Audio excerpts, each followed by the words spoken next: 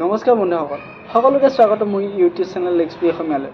আজি আমি আলোচনা কৰিম সংবাদ মাধ্যমৰ ইতিহাস, বিশ্বৰ প্ৰথম নিউজ চেনেলৰ পৰা ভাৰত আৰু অসমৰ প্ৰথম নিউজ চেনেললৈ। আপোনালোকে অৱগত হৈছিল নে? কিমান যাত্ৰা অতিক্ৰম কৰি আজি আমি ঘৰত বহি লাইভ নিউজ দেখিবলৈ সক্ষম হৈছোঁ। আহক জানো এই গুৰুত্বপূৰ্ণ বিষয়টো সম্পৰ্কে।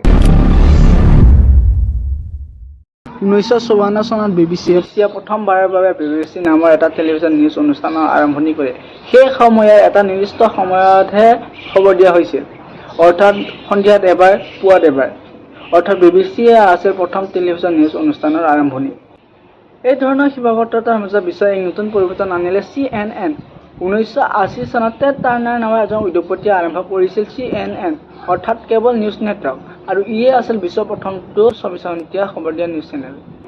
CNN অহাৰ পিছত সংবাদ মাধ্যমৰ এক বৈপ্লৱিক পৰিৱৰ্তন হ'ল। বিশ্ববাসীয়ে প্ৰতিটো মুহূৰ্ততে বিশ্ব খবৰ লাভ কৰিবলৈ আৰম্ভ কৰিলে।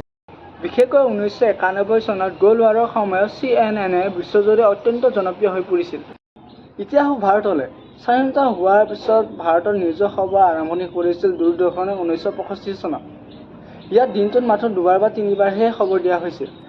তাৰ পিছত 1998 চনত ষ্টাৰ নিউজ আৰম্ভ হোৱাৰ লগে লগে নিউজৰ দৃশ্য দিশৰ মাত্ৰা সলনি হৈ গ'লে। ষ্টাৰ নিউজে এই নিউজৰ সম্প্ৰচাৰ আৰম্ভ কৰিছিল যদিও এই নিউজৰ সংবাদৰ দায়িত্ব দিছিল NDTV, আৰু সেয়েহে ভাৰতৰ 24 ঘণ্টা নিউজ চেনেল হিচাপে NDTV কোৱা হয় যদিও ই স্বাধীনভাৱে সংবাদ সংস্থা নাছিল। তাৰপিছত 1999 চনত জি নিউজ আহিল, আৰু এই জি নিউজে আছিল ভাৰতৰ স্বাধীনভাৱে সম্প্ৰচাৰণ হোৱা হিন্দী নিউজ চেনেল হিচাপে। সময়ৰ গতি আগবঢ়াৰ লগে লগে 2000 চনত আজতকে পূৰ্ণাংগ 24 ঘণ্টা নিউজ চেনেল হিচাপে আত্মপ্ৰকাশ কৰিলে আৰু জনপ্ৰিয়তা লাভ কৰিলে। 2003 চনত NDTVয়ে নিজৰ স্বাধীন চেনেল আৰম্ভ কৰিলে। NDTV 24x7 ইংৰাজীত আৰু NDTV ইণ্ডিয়াই হিন্দীত। সেয়ে কোৱা হয় যে ভাৰতৰ প্ৰথম নিউজৰ সম্প্ৰচাৰণ কৰিছিল দূৰদৰ্শনে, কিন্তু 24 ঘণ্টা নিউজ চেনেল হিচাপে আছিল ষ্টাৰ নিউজে NDTVৰ সহযোগত। আৰু প্ৰথম হিন্দী স্বাধীনভাৱে আৰম্ভ হোৱা হিন্দী নিউজ চেনেল আছিল জি নিউজ, আৰু ইয়াৰ পিছতে বিভিন্ন সংবাদ সংস্থা আৰম্ভণি হ'বলৈ ধৰিলে। এতিয়া আহক অসমলৈ। অসমৰ সংবাদ মাধ্যমৰ কথা ক'বলৈ গ'লে অসমৰ প্ৰথম ছেটেলাইট বেছড নিউজ চেনেল আছিল NETV, যাক নৰ্থ ইষ্ট টেলিভিছন বুলি কোৱা হয়। ই 2003 চনত আৰম্ভ হৈছিল। ই সম্পূৰ্ণৰূপে অসমীয়া নহ'লেও ইয়াৰ কণ্টেণ্ট অসমৰ বিষয়েই আছিল। ই উত্তৰ পূৰ্বাঞ্চলৰ প্ৰথমটো নিউজ চেনেল হিচাপে প্ৰসাৰ লাভ কৰিছিল। অসমৰ প্ৰথম সম্পূৰ্ণৰূপে অসমীয়া ভাষাৰ নিউজ চেনেল আছিল নিউজলেণ্ড, যি 2008 চনত আৰম্ভ হৈছিল। ইয়াৰ ফাউণ্ডাৰ এডিটৰ আছিল ৰিণিকী ভূঞা শৰ্মা।